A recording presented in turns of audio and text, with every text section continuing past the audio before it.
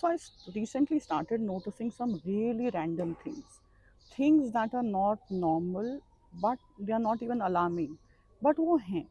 और फिर मैंने वही किया जो सब करते हैं, that is I googled those symptoms. I don't know if it was a mistake or not, but let me tell you what all I googled.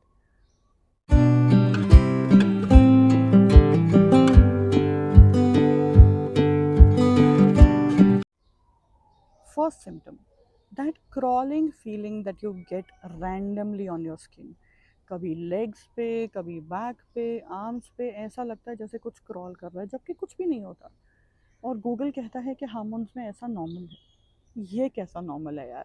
मतलब ये भी कोई चीज़ है होने वाली? बट होती है. Second, etching.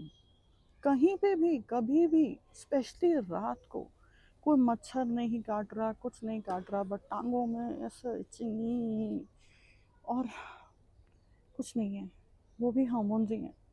क्या कर सकते हैं इंसान?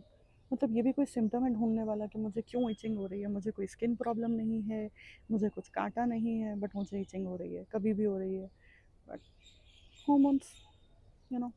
स्लीप. वाओ, ये सिम्टम तो सबसे ज़्यादा ढूंढा है शायद मैंने. इंसोम्निया तो एक अलग लेवल का इंसोम्निया है. रात को 3 बजे तक आई एम वाइड अवेक और मेरे में पूरी एनर्जी होती है, और इतने आइडियाज़ होते हैं जैसे सुबह उठ के मुझे सच में किला फतेह करना है. बट जब सुबह होती है तो एक्चुअली जो एनर्जी है वो ज़ीरो लेवल पे होती है. मतलब बैटरी लो का जो वो है ना, बीप बीप बीप, वो शायद दोपहर तक नहीं ख़त्म होता. जो सुबह से चालू होता है, एनर्जी लो लो लो लो पे ही रह जाती है, और किस तरीके से चार्ज करना है वो भी समझ में नहीं आता. So it's a very strange symptom. And again, our hormones, our body is responsible for that, जिसके बारे में हम कुछ कर नहीं सकते ज़्यादा. बहुत कुछ ट्राई किया मैंने. मेडिटेशन, रीडिंग बिफोर स्लीपिंग, और भी कुछ चीज़ें ट्राई करी होंगी, आई एम श्योर, मुझे याद नहीं आ रही अभी, बट बहुत कुछ ट्राई किया है मैंने. इनफैक्ट आजकल तो वो मेलेटोनिन वाली वो क्या बोलते हैं उसे, जेली वाली कैंडीज़ भी हैं, वो भी ट्राई करी. नहीं, बट कुछ नहीं वर्क किया, बिकॉज अल्टीमेटली वही होता है. कभी कभी मन करता है जैसे 10 बजे भी बहुत थकावट हो रही है, 11 बजे भी बहुत थकावट हो रही है, लेट जाओ. बट लेट जाओ तो नींद नहीं आती है. No mobile phone, no screen time, सब करके देख लिया, बट ये हार्मोन्स हैं कि मान के ही राज़ी नहीं है. क्या कर सकते हैं? ये चौथा सिम्टम तो बहुत ही इंटरेस्टिंग है. गर्मी जो लगती है, मतलब गर्मी जब लगती है तो ऐसे लगती है कि मन करता है कि अपना मुंह एसी या फ्रिज में डाल दूँ. और कभी कभी ऐसा करना भी होता है, जैसे मन करता है फ्रीज़र खोल के ऐसे फेस अंदर रख के, और अ, वो पूरी ठंडक अपने अंदर ले लो. एंड गर्मी लग रही होती है, फिर एसी चलाओ, और 10 मिनट जब एसी चलता है तो उसके बाद ठंड लगती है.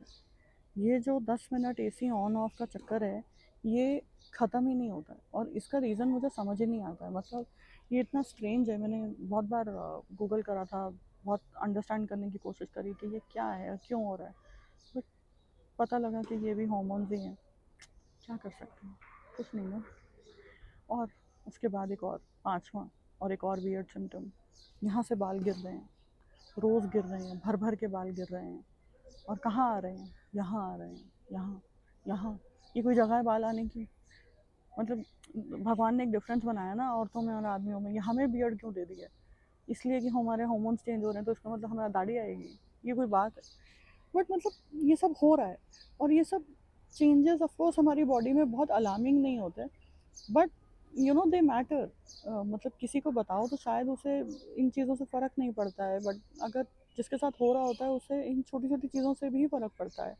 Because I know that women who feel even underconfident because of getting hair on their facial hair, they get underconfident.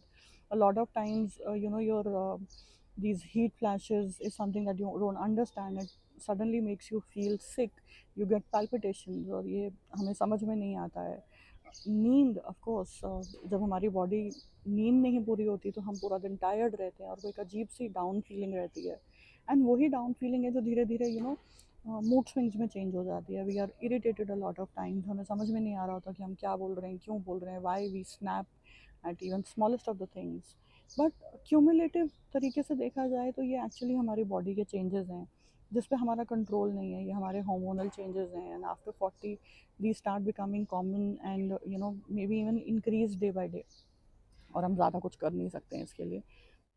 सो ये सब चीज़ें मैंने भी अपनी बॉडी में नोटिस करी हैं, specially after I got my uterus removal surgery done. कुछ सिम्टम्स बहुत बढ़ गए, बट अल्टीमेटली ये चीज़ें हमारे कंट्रोल में नहीं होती हैं।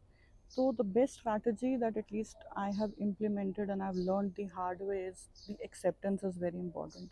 हम जब ये सब चीज़ों को एक्सेप्ट कर लेते हैं, so I think that's when our body also starts responding in a more positive way. And ये तो नहीं कहूँगी कि सिम्टम्स गायब हो जाते हैं, बिकॉज वो एक इंटरनल चेंज है जिसके लिए हम ज़्यादा फाइट नहीं कर सकते, बट डेफिनेटली फाइटिंग दो symptoms becomes a little better. And हम अपनी बॉडी की एक्सेप्टेंस से अपनी बॉडी को थोड़ा बेटर मैनेज ज़रूर कर सकते हैं।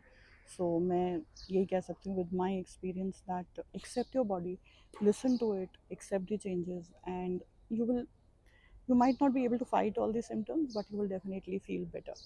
So I'll see you in the next one. Ta-da.